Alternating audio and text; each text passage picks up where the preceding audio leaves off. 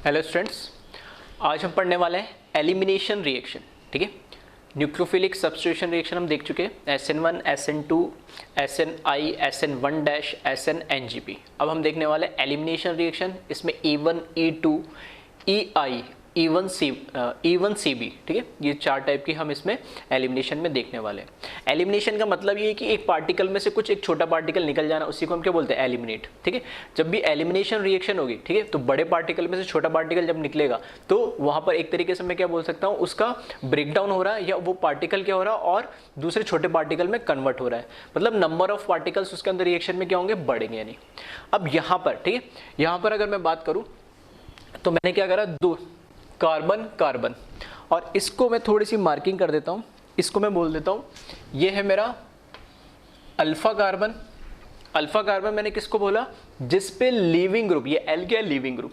ठीक है, सारी चीजें वही है, यहाँ पे भी लिविंग ग्रुप होगा, सबस्ट्रेट होगा, सॉल्वेंट होगा, न्यूक्लियोफाइल की जगह अब यहाँ क्या आ जाएगा, बेस आ जाएगा। ठीक है, तो ये एल क्या है, मेरा लिविंग ग्रुप है।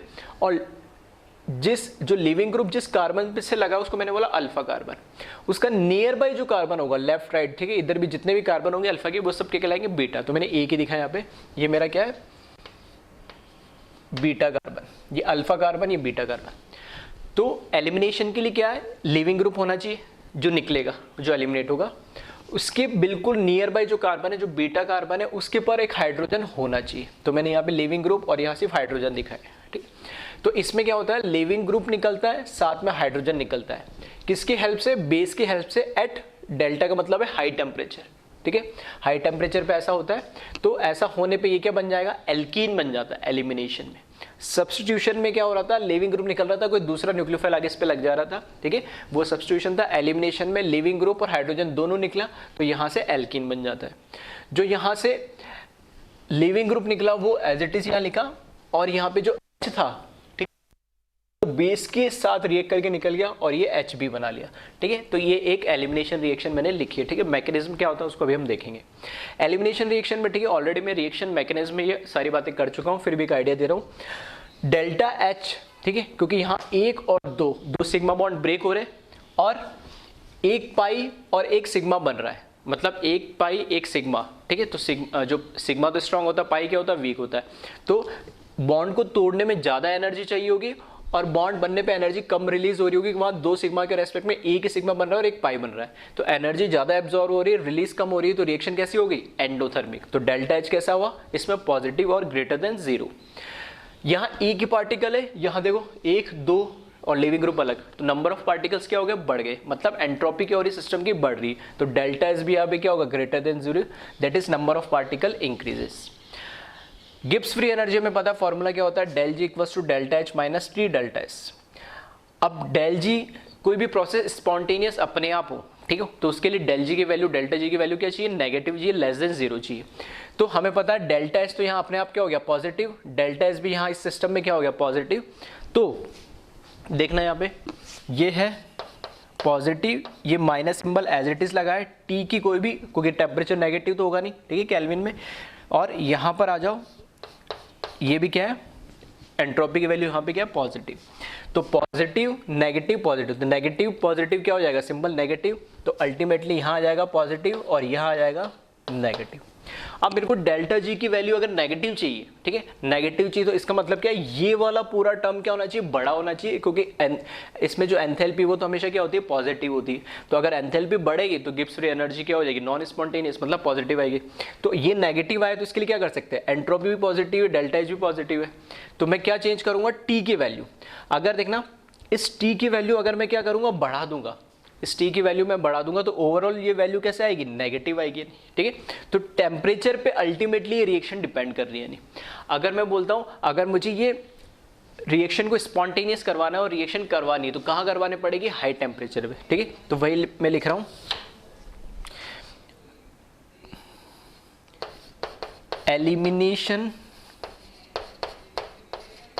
एलिमिनेशन रिएक्शन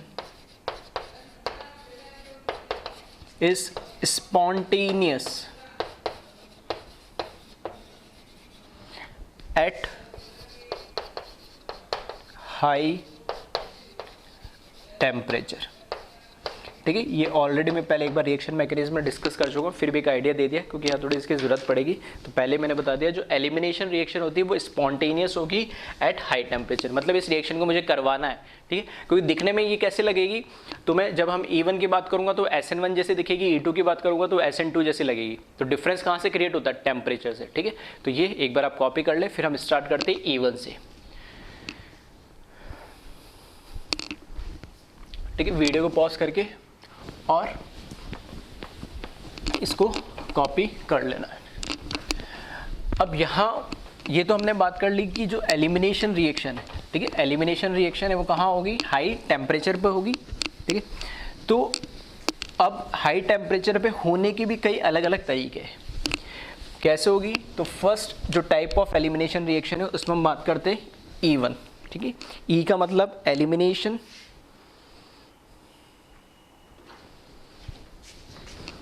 ठीक है।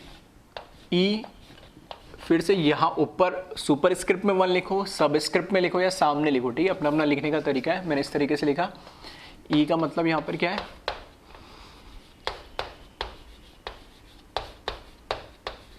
एलिमिनेशन, और 1 का मतलब वापस से यूनी मॉलिक्यूलर,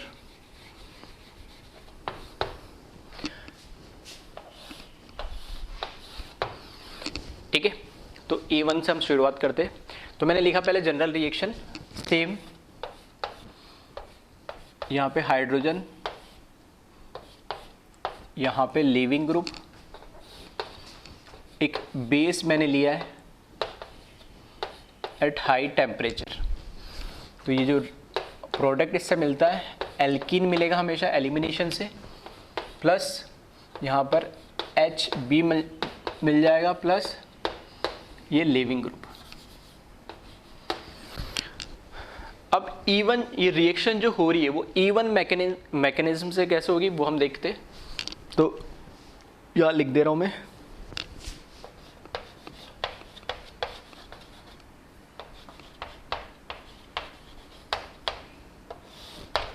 ठीक है।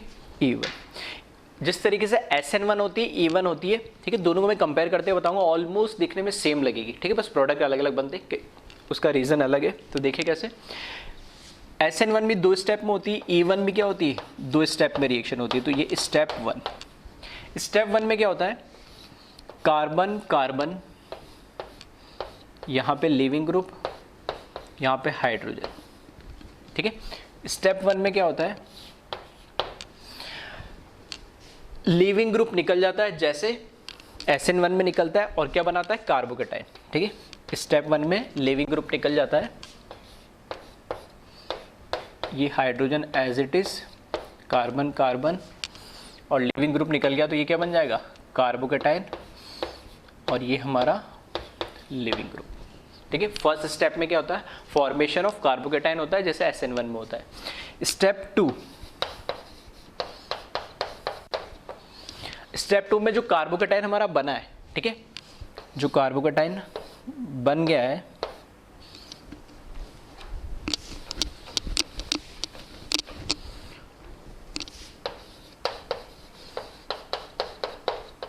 अब देखो स्टेप 2 में क्या होता है, जो कार्बोकेटाइन बना है वो रिएक्शन करता है बेस के साथ, ठीक है। ये जो आप बेस लिया, या B से मैंने रिप्रेजेंट करा बेस इन जनरल फॉर्म में, यहाँ पर हमारा हाइड्रोजन, यह है कार्बन, और यहाँ बना कार्बोकेटाइन। अब जो बेस है ये इलेक्ट्रॉन रिच है, ये जो यहाँ पर अल्फा, ठीक है, ये मैंने क्या बताया था, अल्फा कार्बन है, ये बीटा कार्बन है यहाँ पर, ठीक है। फिर से अल्फा कार्बन है, ये जो बीटा कार्बन है, बीटा कार्बन पे जो हाइड्रोजन है उसको जो हमारा बेस है वो क्या कर लेगा, एब्स्ट्रैक्ट कर लेगा, ठीक है। इस बेस के अटैक करके इसको हाइड्रोजन इससे निकाल लेगा, तो ये यहाँ पर बना लेगा। और जब ये हाइड्रोजन निकालेगा तो ये जो सिग्मा बॉन्ड है ये किस में कन्वर्ट हो जाएगा, इस पाई बॉन्ड में कन्वर्ट हो जाएगा, ठीक है। मतलब ये हाइड्रोजन निकालेगा तो इसके ऊपर लोन पेयर मिलेगा, ठीक है। वो लोन पेयर, ये इलेक्ट्रॉन रिच है और इलेक्ट्रॉन डेफिशिएंट है, तो इसके बीच में ये पाई बॉन्ड बना लेगा। तो इस तरीके से यहाँ पर एल्कीन हमें मिल जाएगी, ठीक है। दिख रहा है दोनों रिएक्शन से सेम। ये प्रोडक्ट यहाँ मिल गया, ये एच बी यहाँ मिल गया, लिविंग ग्रुप पहले ही निकल गया था। अब फिर से बात करते हैं पहले 2 स्टेप, ठीक है। E1 क्या होती है, SN1 की तरह 2 स्टेप रिएक्शन होती है। फिर 2 स्टेप रिएक्शन है तो कोई ना कोई एक RDS होगा, स्लो स्टेप होगा और फास्ट स्टेप होगा।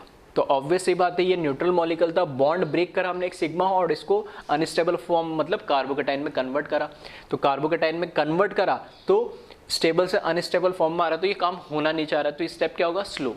और ये स्टेप स्लो है तो ये कैसा हो जाएगा, हमारा RDS स्टेप हो जाएगा। ये कैसा है, स्लो स्टेप है, तो ये क्या हो जाएगा, ये RDS स्टेप हो जाएगा। ये वाला जो स्टेप है, अब बेस भी नेगेटिवली चार्ज है और यहाँ कार्बोकेटाइन, मतलब दोनों ही हाईली अनस्टेबल, तो ये रिएक्शन बहुत जल्दी फास्ट हो जाएगी, ठीक है। तो ये वाला जो स्टेप होता है ये कैसा होता है, फास्ट होता है। ये स्लो स्टेप है और ये फास्ट स्टेप है। अब ये तुम्हें पता लग गया, फॉर्मेशन ऑफ कार्बोकेटाइन SN1 में भी क्या होता है, RDS होता है, और E1 में भी क्या होता है, ये RDS होता है, ठीक है। दोनों में सिमिलरिटी नजर आ रही होगी। वहां बस फर्क क्या होता है कि न्यूक्लियोफाइल अटैक करता था कहाँ, कार्बोकेटाइन पे, लेकिन यहाँ पे ठीक है जो बेस है वो कार्बोकेटाइन पर अटैक ना करके किस पे करता है, हाइड्रोजन पे करता है, नहीं, ठीक है। तो कुछ बच्चों के दिमाग में आ रहा होगा सर ये बेस भी एक तरीके से न्यूक्लियोफाइल है, बिल्कुल ये न्यूक्लियोफाइल ही है, ठीक है।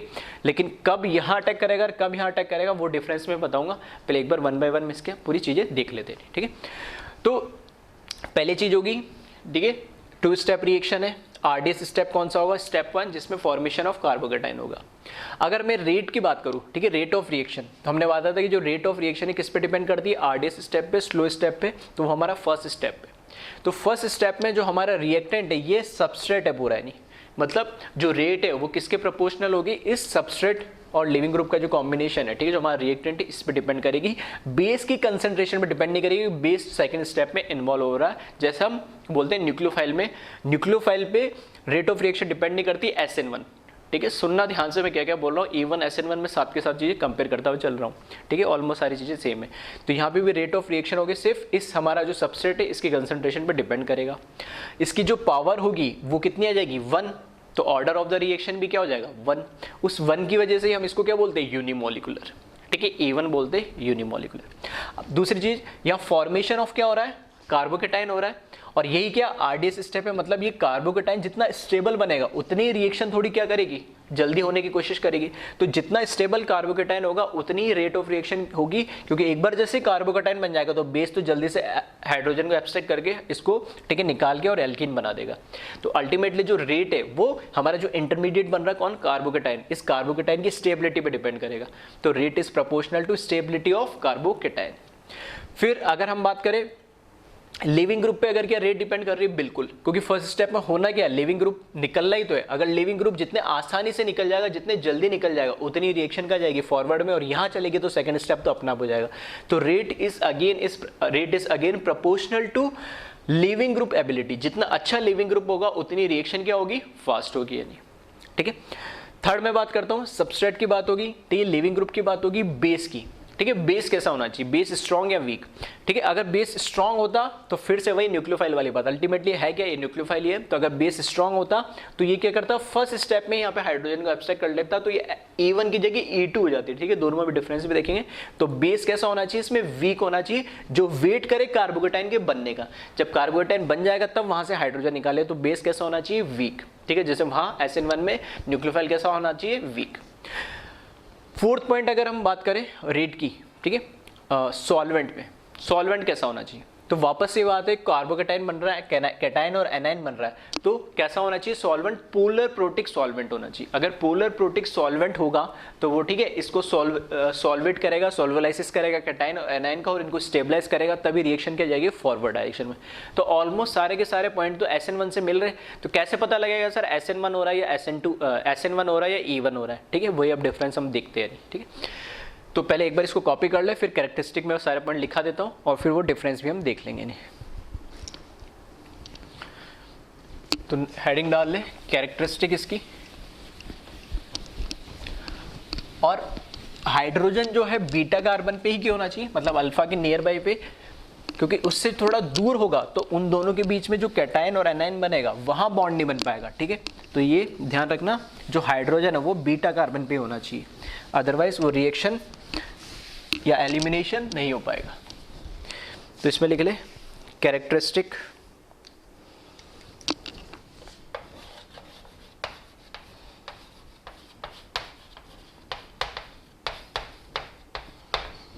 ठीक है, characteristic of E one reaction. First characteristic की अगर बात करें तो कैसी है ये, पहले तो मैं लिख दूं 2 स्टेप रिएक्शन है।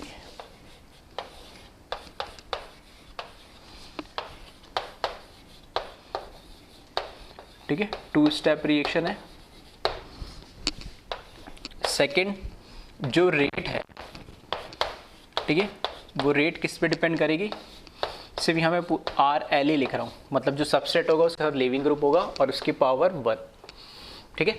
सिर्फ हमारे सबस्ट्रेट की कंसंट्रेशन पे डिपेंड करेगी रेट, बेस की कंसंट्रेशन पे नहीं करेगी। Third, order of reaction.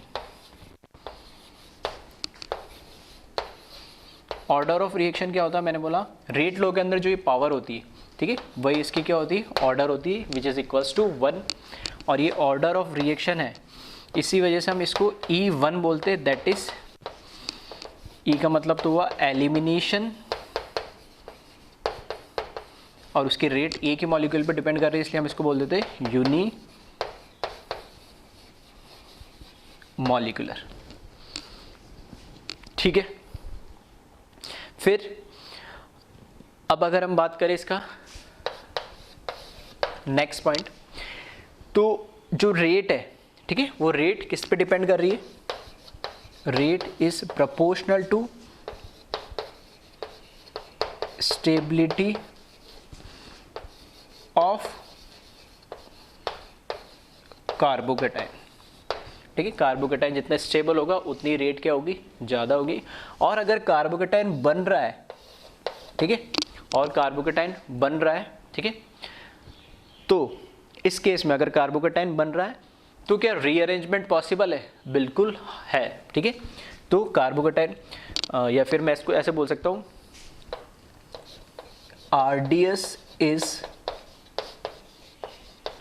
Formation of carbocation, और ये कौन सा है, that is step 1। Hence rearrangement is possible, ठीक है। अगर ऐसा हो रहा है कि रीअरेंजमेंट होने से मोर स्टेबल कार्बोकेटाइन बन रहा है, तब ये बिल्कुल पॉसिबल है, ठीक है। तो रीअरेंजमेंट इसमें पॉसिबल होता है। सारी कैरेक्टरिस्टिक देखोगे तो सेम SN1 में होती है, सिर्फ वहाँ पे SN1 की जगह यहाँ पे क्या आ गया, E1 आ गया, नहीं, ठीक है। तो एक बार इसको कॉपी कर ले। नेक्स्ट कैरेक्टरिस्टिक की अगर मैं बात करूँ, ठीक है, तो देखिए इसमें, अब देखिए प्रोडक्ट हमारा बन क्या रहा है अल्टीमेटली, इसमें जो प्रोडक्ट बनता है वो बनता है एल्कीन, ठीक है, दिख ही रहा होगा। हमने जो रिएक्शन लिखी है अभी उसका मैकेनिज्म है, जो प्रोडक्ट हमारा बनता है वो बनता है इसमें एल्कीन। अब प्रोडक्ट अगर एक से ज़्यादा बन रहा है, ठीक है, मतलब एक से ज़्यादा एल्कीन पॉसिबल हो सकती है, बिल्कुल हो सकती है। H ऐसा नहीं, बीटा कार्बन एक ही होता है, जितने भी अल्फा के नियर बाई कार्बन है, ठीक है, वो सारे क्या कहलाते हैं, बीटा कहलाते हैं। तो ऐसे 3 कार्बन है, अगर उन पर हाइड्रोजन होंगे तो कहीं से भी निकल सकता है। तो जो एल्कीन बन रही है वो कौन सी बनेगी, तो एल्कीन एक से ज़्यादा बन सकती है, लेकिन जो एल्कीन बनती है वो मोस्ट स्टेबल एल्कीन बनेगी, ठीक है। जो हम GOC में ऑलरेडी डिस्कस कर चुके हैं कि एल्कीन को कैसे देखा जाता है, उसमें नंबर ऑफ अल्फा हाइड्रोजन ज़्यादा हो, वही हमारी क्या होती है, मोस्ट स्टेबल एल्कीन होती है, और उसको सेडजेफ एल्कीन बोला जाता है। जो उसके अलावा अगर एक ही बन रही है या एक से ज़्यादा बन रही है, जितनी लेस जो उससे कम स्टेबल एल्कीन होती है उसको हम हॉफमैन एल्कीन भी बोलते हैं, ठीक है। तो देखिए इसमें नेक्स्ट जो 7th कैरेक्टरिस्टिक है इसमें, ठीक है, तो वो क्या है, मोस्ट, ठीक है, एग्जाम्पल लेके भी मैं इसको समझा दूंगा अभी। Most stable alkene is major product called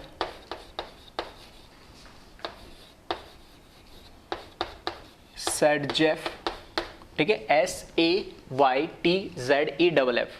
ठीक है, SATZEF alkene and less stable alkene is minor product called Hoffman alkene.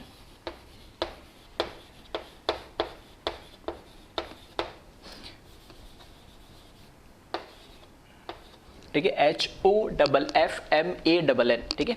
Most stable को हम सैटजेफ एल्कीन कहते हैं और लेस स्टेबल को हम क्या बोलते हैं, हॉफमैन एल्कीन, ठीक है। इसका भी एग्जांपल अभी मैं ले लूँगा क्वेश्चंस के साथ, अभी पहले कैरेक्टरिस्टिक एक साथ लिख लेते हैं। नेक्स्ट अगर मैं बात करूँ तो जो रेट है वो किसके प्रोपोर्शनल होगा, लीविंग ग्रुप एबिलिटी।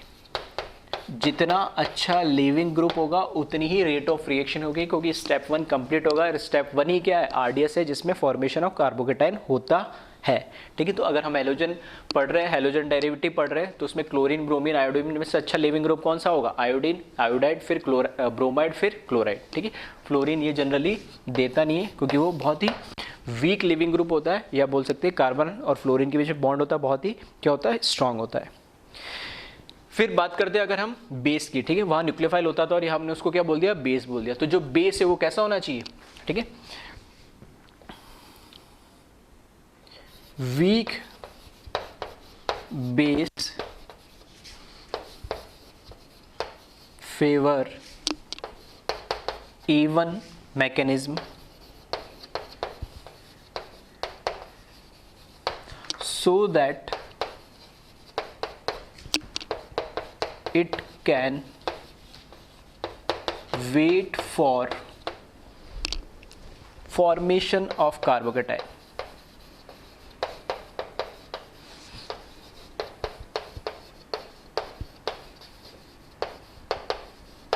ठीक है, तो वीक बेस होना चाहिए, वीक बेस होगा तो इजीली कार्बोकेटाइन क्या होगा, बन जाएगा, ताकि उसका वेट करेगा नहीं, ठीक है। अदरवाइज वो डायरेक्टली उस पर अटैक कर लेगा, तो E1 की जगह वो क्या हो जाएगा, E2।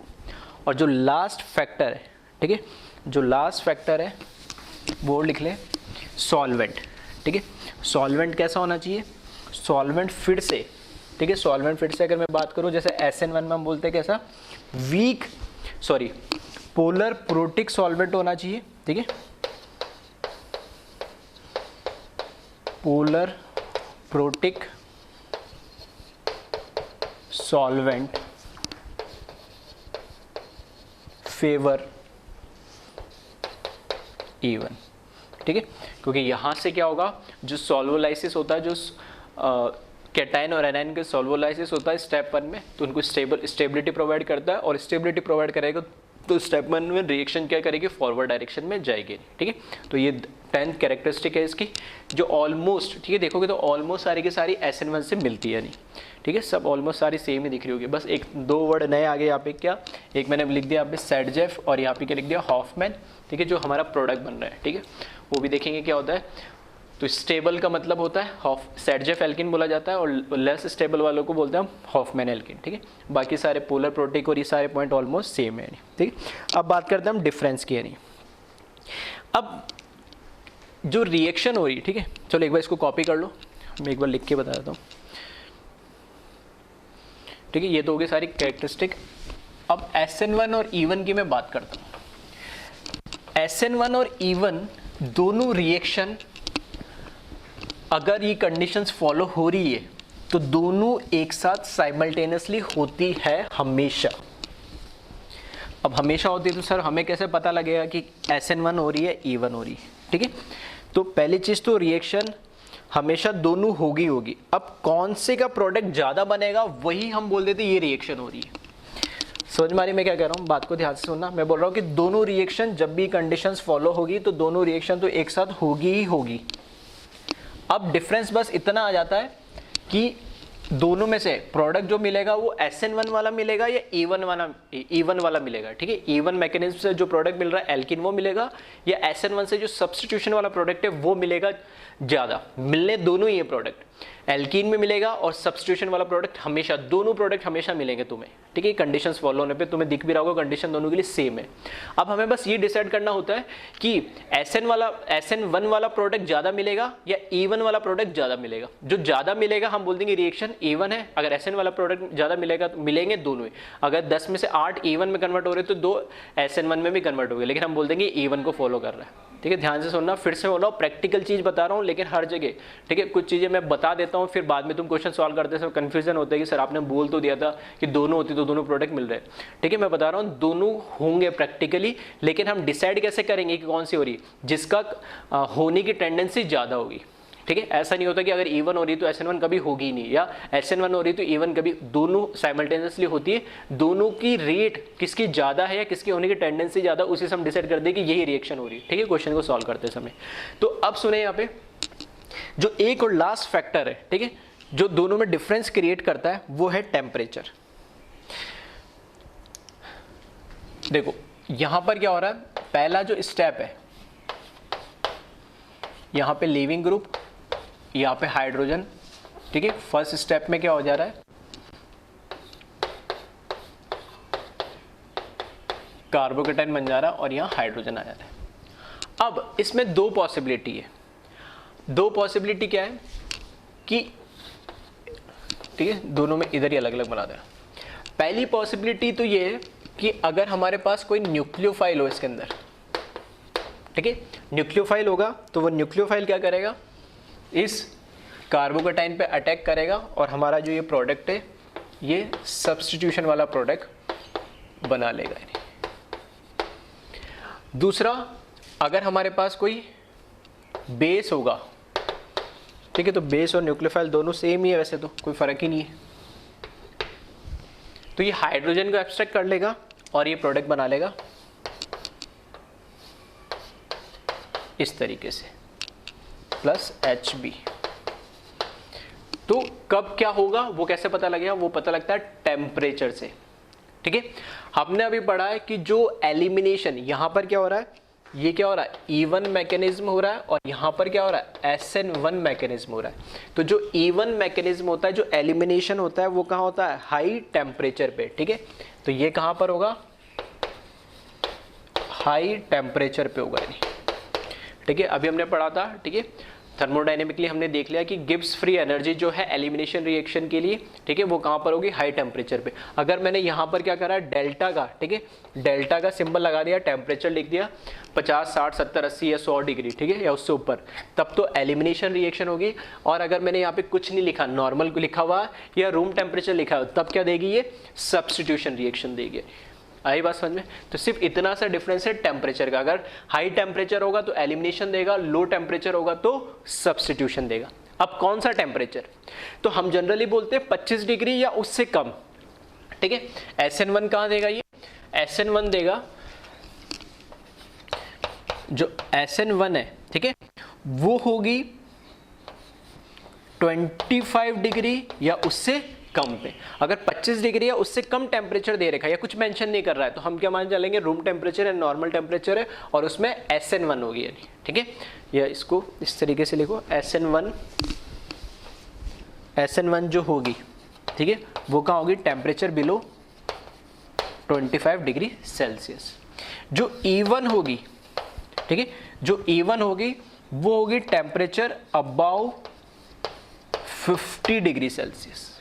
अब इसका क्या मतलब है, 25 से 50 क्या होगा, फिर मैंने बोला हर एक टेम्परेचर पे E1 भी होगा, SN1 भी होगा, लेकिन डोमिनेटिंग कौन सी होगी, तो वही मैं बता रहा हूँ।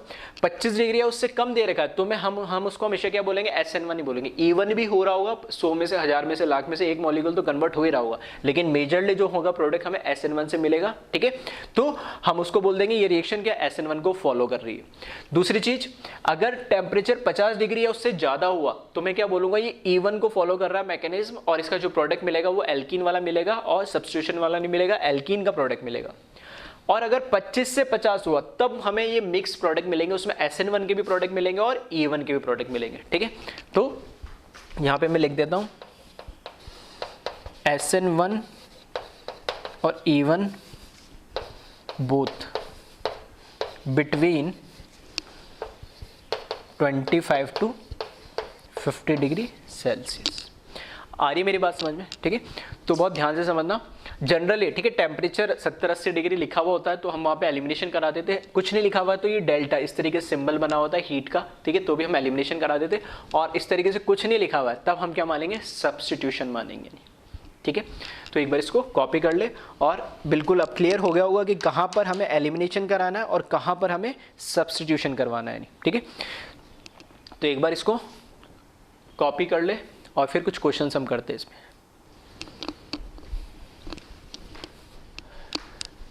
ठीक है, अब इस पे कुछ हम क्वेश्चंस देखते हैं किस तरह के क्वेश्चंस आते हैं, और जो मैं सैडजेफ हॉफमैन की बात कर रहा था वो भी समझ में आ जाएगा। ठीक है, तो मैंने क्वेश्चन लिख दिया, right the product of the reaction.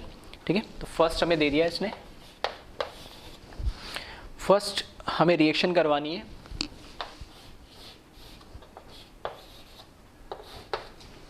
और यहाँ पर इसने H2O और नीचे लिख दिया 80 डिग्री सेल्सियस। देखो ये हमारा सबस्ट्रेट प्लस लिविंग ग्रुप है। H2O यहाँ पर बेस, क्योंकि H2O के वीक बेस भी है, चार्ज होता OH माइनस होता तो स्ट्रॉन्ग बेस हो जाता। ठीक है, वही वाली बात है। ठीक है, तो लेकिन ये भी मैंने बताया था, ठीक है, स्टार्टिंग में न्यूक्लियोफाइल और बेस में डिफरेंस क्या, और कई जगह दोनों सेम भी होते हैं। ठीक है, तो वही चीज़ है, न्यूक्लियोफाइल भी और बेस भी है, लेकिन हम यहाँ पे एज ए बेस यूज़ कर रहे हैं क्योंकि एलिमिनेशन। और कैसे पता लग रहा है? टेम्परेचर दे दिया मुझे 80 डिग्री सेल्सियस, तो ये बेस भी है और पोलर प्रोटिक सॉल्वेंट भी है। ठीक है, तो बेस और न्यूक्लियोफाइल दोनों का काम कर रहा है, सॉरी बेस और nucleophile as well as solvent का भी काम कर रहा है। तो इस रिएक्शन में क्या होगा, यहाँ पर पहले क्या बनेगा, पहले स्टेप में जब यहाँ पर आएगा तो यहाँ पर बन जाएगा कार्बोकेटाइन। ठीक है, कार्बोकेटाइन बनने के बाद फिर यहाँ पर देखना अल्फा और बीटा, ये मेरा क्या है? अल्फा कार्बन है, ये है बीटा और ये है बीटा। जितने भी नियर बाय ये सारे क्या कहलाएंगे? बीटा। तो यहाँ से भी हाइड्रोजन जा सकता है और यहाँ से भी हाइड्रोजन जा सकता है। तो अब वो मुझे डिसाइड करना होगा कि कहाँ से हाइड्रोजन जाएगा। ठीक है, तो मैंने इसलिए एक बार पहली बार में दोनों लिख दिया। यहाँ से हटाया, पहले स्टेप में कार्बोकेटाइन बना। कार्बोकेटाइन बनने के बाद ठीक है, अब जो जो प्रोडक्ट पॉसिबल हो सकते हैं वो मैं बना रहा हूँ, और उसमें से मेजर कौन सा होगा, माइनर कौन सा होगा, वो मैं बता रहा हूँ। कार्बोकेटाइन बना तो एक बार यहाँ से हटाऊंगा मैं हाइड्रोजन, तो इधर डबल बॉन्ड आ जाएगा। यहाँ से हाइड्रोजन हटाऊंगा तो यहाँ डबल बॉन्ड आ जाएगा। ठीक है, तो इसके प्रोडक्ट लिख रहा हूँ मैं। देखना, जब यहाँ से हाइड्रोजन मैंने हटाया तो इस तरीके से एल्कीन मिलेगा, प्लस जब मैं यहाँ से हटाऊंगा तो देखना दो प्रोडक्ट मिलेंगे। दो प्रोडक्ट कैसे मिलेंगे? एक तो मुझे मिलेगा ये, और एक मुझे मिलेगा ये।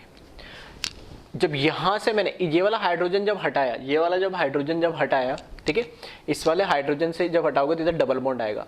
अब एक ये मैंने बना दिया सिस फॉर्म और एक मैंने बना दिया ये ट्रांस फॉर्म। ठीक है, तो सिस और ट्रांस जो मैंने बनाए, ठीक है, तो उसमें से आप ध्यान से देखोगे तो इस एल्कीन की बात करूं तो यहां पर कितने? 2 अल्फा एच है। इस एल्कीन की बात करूं तो 3 और 3 6 अल्फा एच है, और इसकी बात करूंगा तो इसमें भी 6 अल्फा एच है।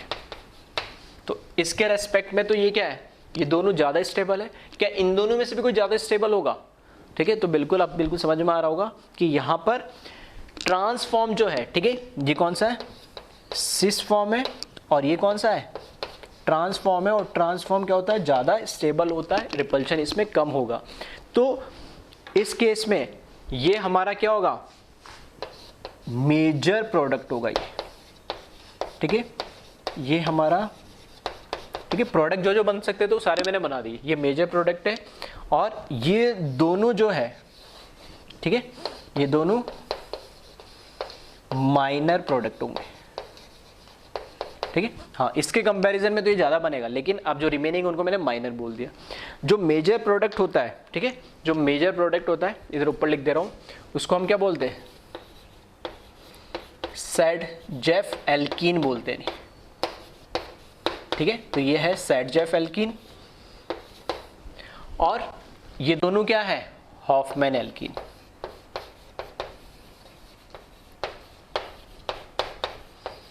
ठीक है, तो अब दोनों का मतलब बिल्कुल अब समझ में आ रहा होगा। मेजर क्या है, माइनर क्या है, हॉफमैन क्या है, सैडजेफ क्या है, ठीक है। तो इस तरीके से जो एल्कीन बन रहा है इसमें प्रोडक्ट, उसके एल्कीन की स्टेबिलिटी डिसाइड करेगा मेजर क्या है, और मेजर को ही हम क्या बोलते हैं, सैडजेफ बोलते हैं, नहीं, ठीक है। दूसरी चीज यहाँ पर हमें चेक करना पड़ेगा कि प्रोडक्ट अगर हमारे पास देखो टोटल नंबर ऑफ प्रोडक्ट अगर पूछ रहा है वो ऑप्शन में, ठीक है, क्वेश्चन में, तब तो सारे बना देंगे। अगर वो पूछ रहा है कि सिर्फ इसका प्रोडक्ट बताओ और एक ही ऑप्शन ऑब्जेक्टिव में दे रखा है, तो हमेशा हम कौन सा बताते हैं, मेजर, ठीक है। अगर एक ही ऑप्शन दे रखा है तो हमेशा हम मेजर प्रोडक्ट इसमें बताएंगे, ठीक है। तो एक बार इसको कॉपी कर ले। नेक्स्ट क्वेश्चन देखें इसमें,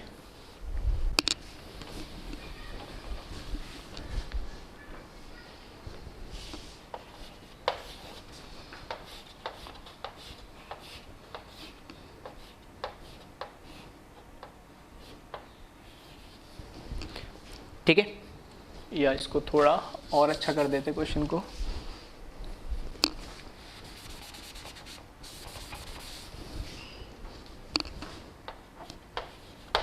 ठीक है, ये हमें दे दिया रिएक्टेंट और सेम रिएक्शन है इसकी H2 के साथ ही, ठीक है। ये लिख देता हूँ इधर थोड़ा, H2 के साथ 80 डिग्री पे ये रिएक्शन हो रही है, तो बताए इसमें प्रोडक्ट क्या बनेगा नहीं, ठीक है। तो एक बार वीडियो को पॉज कर ले और खुद से एक बार ये इसका प्रोडक्ट बनाने की कोशिश करें। मेजर कौन सा है, माइनर कौन सा है, क्या एक ही प्रोडक्ट बन रहा है या एक से ज़्यादा बन रहा है, ये भी देख ले। सैडजेफ और हॉफमैन एल्कीन बताए उसमें,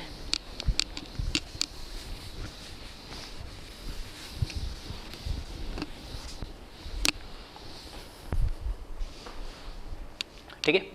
तो स्टार्ट कर रहा हूं मैं। सबसे पहले मैं क्या कर रहा हूं, यहां से जैसे ही क्लोरीन जाएगी तो यहां क्या बनेगा, कार्बोकेटाइन बनेगा, ठीक है। अब कार्बोकेटाइन देखना यहां पे, ये जो कार्बोकेटाइन है ये कैसा है, ठीक है। ये जो कार्बोकेटाइन है, हाँ, इसमें अल्फा एच काउंट कर लो आप, 1 2 3 4 और 5, इसमें 5 अल्फा एच है। अगर ये कार्बोकेटाइन यहां से यहां शिफ्ट हो जाए, ठीक है, ये कार्बोकेटाइन यहां से यहां शिफ्ट हो जाए, तब काउंट करना 3 6, ठीक है, और एक यहां पे 7, मतलब कार्बोकेटाइन की स्टेबिलिटी बढ़ रही है, तो क्या हो जाएगा, यहाँ पे हाइड्रेट शिफ्ट हो जाएगा, ठीक है। तो यहां पर क्या हो रहा है, यहां पर H शिफ्ट हो रहा है, हाइड्रेट शिफ्ट, और जो कार्बोकेटाइन है वो कार्बोकेटाइन यहां ऊपर आ गया है, ठीक है। कार्बोकेटाइन ऊपर आ गया, तो अब देखना इसमें और कुछ हो सकता है क्या, ठीक है। सारी एप्लीकेशन, ठीक है, रिएक्शन मैकेनिज्म जो मैंने बताई थी, सारी एप्लीकेशन, वो सारी चीज़ें इसमें यूज़ हो रही है। और इसको जिन लोगों ने देख लिया होगा ध्यान से तो समझ में आ गया होगा। अब ये 5 मेंबर है, किस में कन्वर्ट हो जा रही है, 6 मेंबर रिंग के अंदर। तो देखना यहाँ से लिख रहा हूँ मैं, 1 2 किसी भी साइड लिख लो, 3 4 5 और 6, सही है। तो एक्सपांशन में क्या होता है, 1 2 बॉन्ड एज इट इज रहता है, 2 3 ब्रेक हो जाता है, और 1 और 3 कनेक्ट हो जाता है, कार्बोकेटाइन 1 से 2 शिफ्ट हो जाता है, ठीक है। तो यहां पर मैं लिख रहा हूं रिंग एक्सपांशन हो रहा है यहाँ पे,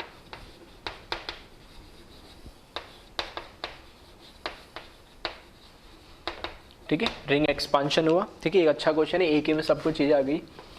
तो एक्सपांशन हुआ तो 5 से किस में कन्वर्ट हो जाएगा, 6 में, और यहाँ पर 2 मिथाइल ग्रुप लगे, तो ये मिथाइल ग्रुप तो कहाँ लगे हुए, 1 पे तो लगे हुए, तो ये हो गया 1, इस 1 किससे कनेक्टेड है, 3 से, 4 5 6, और 6 किससे कनेक्टेड है, 2, और कार्बोकेटाइन कहाँ जाएगा, 2 पे, तो ये हो गया 2, और इधर आ जाएगा हमारा कार्बोकेटाइन, ठीक है।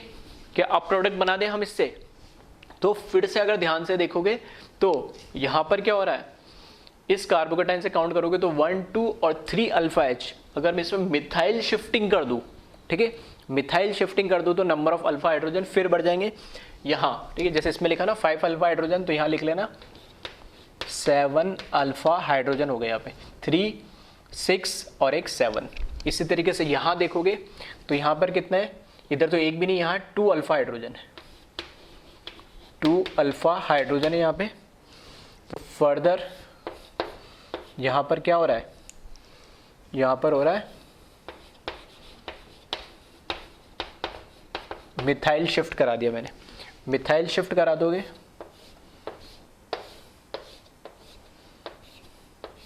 और कार्बोकेटाइन कहाँ जाएगा, यहाँ। अब देखना इसमें 3 4 5 6, ठीक है, 6 अल्फा हाइड्रोजन आ गए यहाँ पे, ठीक है। तो बहुत अच्छा क्वेश्चन है, सारी चीज़ें आ गई, हाइड्रेट शिफ्ट भी आ गया, मिथाइल शिफ्ट भी आ गया, रिंग एक्सपांशन भी आ गया, सारी चीज़ें इसमें आ रही है। अब और कुछ पॉसिबिलिटीज़ की स्टेबिलिटी बढ़ाने के लिए नहीं, ठीक है। अब बना दे इसके प्रोडक्ट। अब प्रोडक्ट बनाने के लिए देखिए इधर, ये अल्फा जिस पे कार्बोकेटाइन है, ये ऊपर वाला बीटा इसके, ये भी बीटा और ये भी बीटा, 3 बीटा कार्बन है। और देखना इस पे 3 हाइड्रोजन है, इस पे 2 हाइड्रोजन, इस पे 1 हाइड्रोजन, मतलब सब जगह से निकल सकता है, मतलब 3 प्रोडक्ट बन सकते हैं इसके। तो मैं तीनों प्रोडक्ट बना दे रहा हूँ इसके।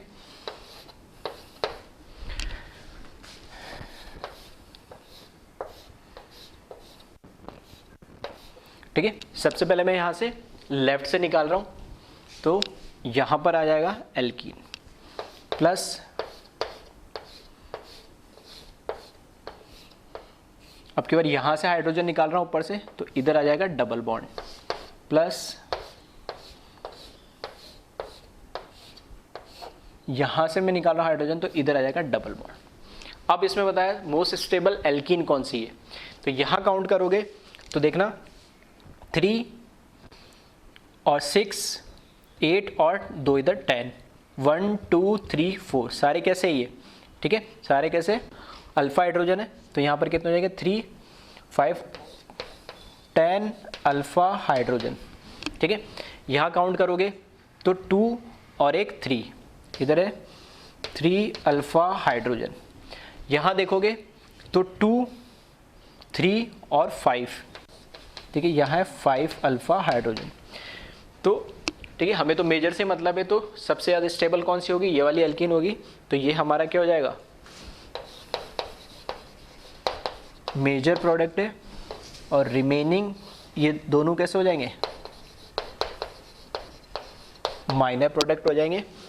और यहाँ पे मैं कह सकता हूँ ये क्या है, सैडजेफ एल्कीन है जो हमारा मेजर प्रोडक्ट है, और ये दोनों, ठीक है, ये क्या है, हॉफमैन एल्कीन है।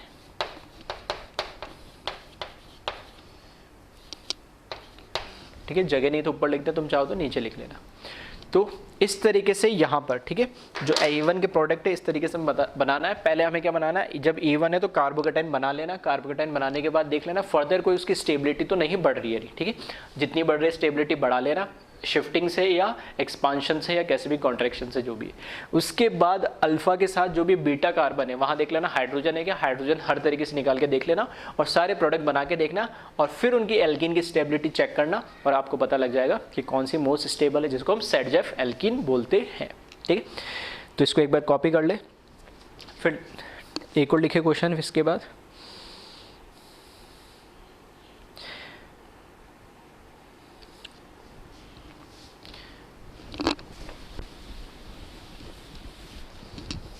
ठीक है, नेक्स्ट क्वेश्चन मैंने लिख दिया यहाँ पे,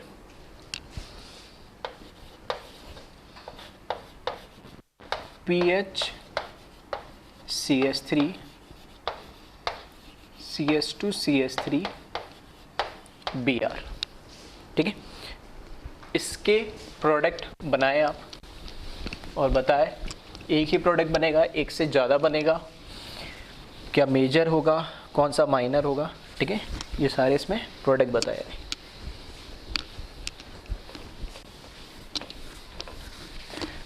तो अब समझ में आ रहा होगा इजीली किस तरीके से E1 की हेल्प से, ठीक है। और हर जगह मैं क्या दे दे रहा हूँ, टेम्परेचर मेंशन कर दे रहा हूँ। ठीक है, जरूरी नहीं 80 डिग्री होगा, 70 60 50 100 या कई बार डेल्टा लिखा हो सिर्फ, तो उससे भी हम उसको पहचान सकते हैं। नहीं,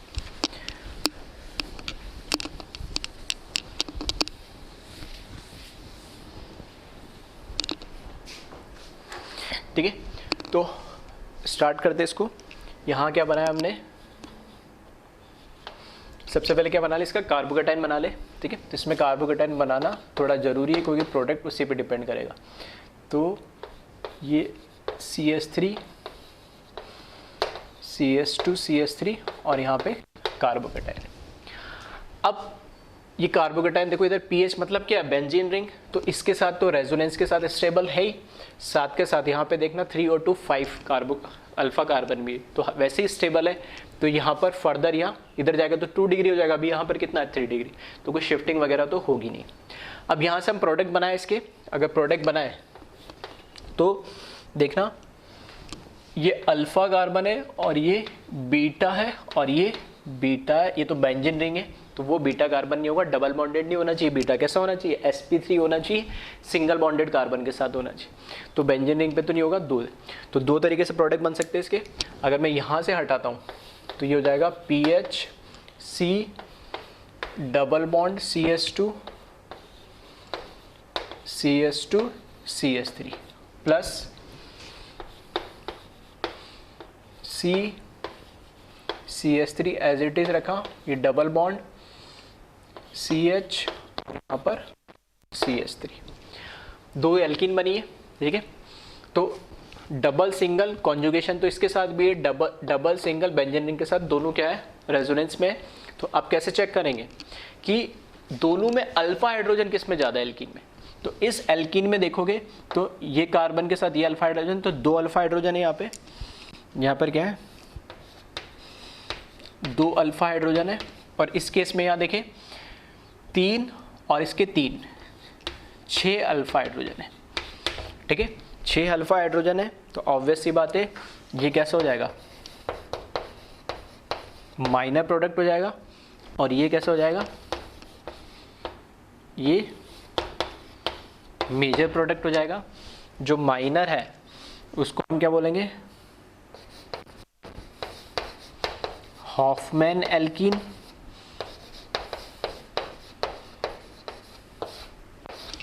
और जो मेजर है उसको हम क्या बोलेंगे,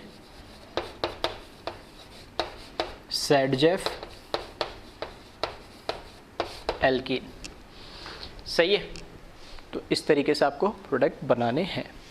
एक लास्ट क्वेश्चन और दे रहा हूँ, ठीक है, उसको एक बार, ठीक है, मैं बस कंडीशंस लिख दे रहा हूँ, उसको आप खुद से सोचिएगा, कॉपी कर ले एक बार इसको।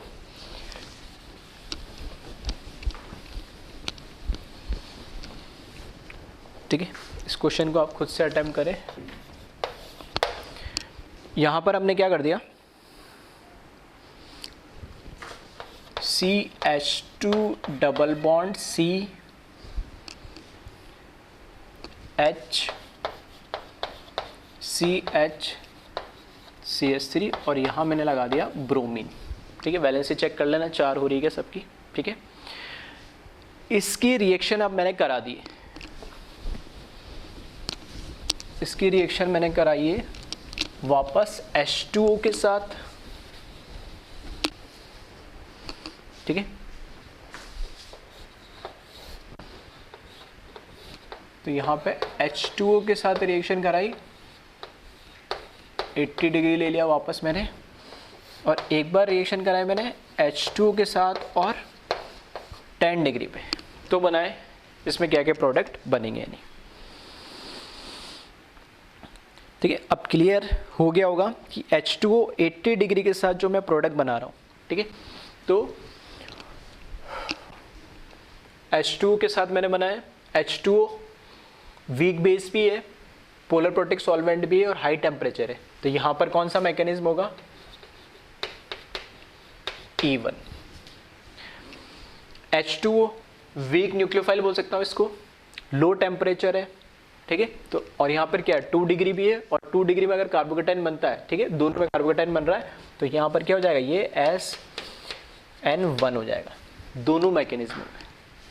तो देखिए E1 से प्रोडक्ट बनाए, E1 से प्रोडक्ट बनाऊंगा मैं, तो CH2 डबल बॉन्ड CH यहाँ बनेगा कार्बोकेटाइन और CH3, ठीक है। लिविंग ग्रुप हटा दिया, कार्बोकेटाइन बना दिया। अब कार्बोकेटाइन में देख लो स्टेबल भी है, रेजोनेंस है, डबल सिंगल कार्बोकेटाइन, ठीक है। तो इस केस के अंदर, ठीक है, अब यहाँ अब ध्यान रखना, इसके केस में ये अल्फा है तो ये बीटा है और ये भी क्या है, बीटा है। क्या यहाँ से डबल बॉन्ड बनेगा या यहाँ से हाइड्रोजन निकलेगा क्या इससे? तो यहाँ से बिल्कुल, ठीक है, नहीं निकलेगा। क्यों नहीं निकलेगा? क्योंकि यहाँ पे ऑलरेडी डबल बॉन्डेड है ये, ठीक है। तो ये क्यूमिलिन टाइप बनेगा जो कि हाईली अनस्टेबल होता है। अगर हाईली अनस्टेबल तो नहीं है, लेकिन अगर यहाँ डबल बॉन्ड बन जाएगा, ठीक है, या यहाँ से अल्फा हाइड्रोजन यहाँ से निकलेगा तो देखना double single double conjugation resonance होगा, वो हाईली स्टेबल हो जाएगा, ठीक है। तो दोनों में ध्यान रखना, प्रोडक्ट बनाने में दोनों बना सकते हो, लेकिन ये प्रोडक्ट हाईली अनस्टेबल बनता है, दो पाई बॉन्ड एक साथ, ठीक है, रिपल्शन होता है, ठीक है। तो हम प्रोडक्ट में इसमें एक ही बना रहा हूँ मेजर प्रोडक्ट, वो कहाँ से, यहाँ से निकाल के। तो ये बनेगा CH2 double bond CH CH double bond CH2, ठीक है। ये इसका मेजर प्रोडक्ट भी होगा और एक्चुअली यही प्रोडक्ट बनेगा, ये वाला प्रोडक्ट तो बनेगा नहीं, ठीक है। फिर अब यहाँ पर आ जाओ, यहाँ पर हमारे पास क्या दे दिया, 10 डिग्री H2O, तो SN1 होगा, ये हम डिस्कस कर ही चुके। तो वापस से यहाँ पर क्या बना दूँ मैं, कार्बोकेटाइन बना दूँ पहले, ठीक है। इसको थोड़ा सा मैं यहाँ,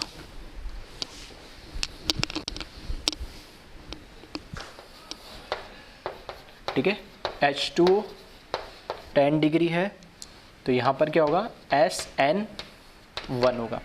SN1 होगा तो देखना यहाँ पे CH2 double bond CH carbocation और CH3, ये बनेगा।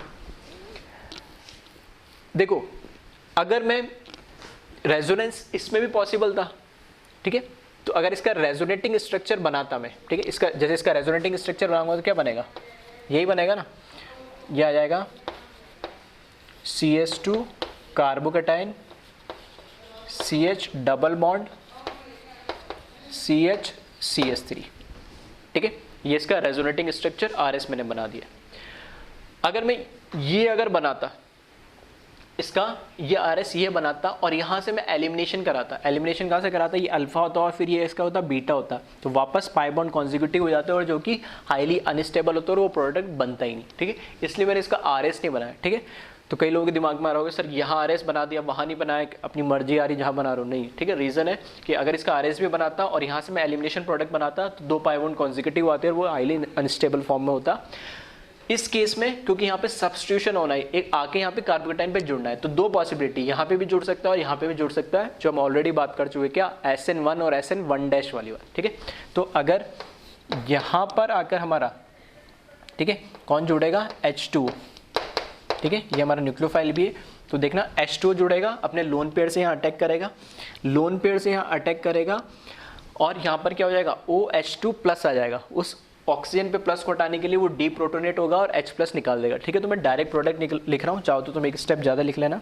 यहाँ पे बन जाएगा CH2 double bond CH CH OH CH3 plus H+ में नीचे लिख देता हूँ, ठीक है। फिर से बता रहा हूँ, जैसे यहाँ पर, ठीक है, इधर लिख दे रहा हूँ वो स्टेप में, CH2 CH CH,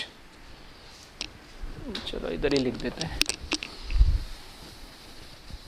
ठीक है। उसका प्रोडक्ट मैं डायरेक्ट लिख देता हूँ, इसका मैं बता दे रहा हूँ, OH और H और इस पे क्या बनेगा, कार्बोकेटाइन, ठीक है। लोन पेयर से इसके ऊपर डोनेट किया तो इस पर कार्बोकेटाइन बनेगा।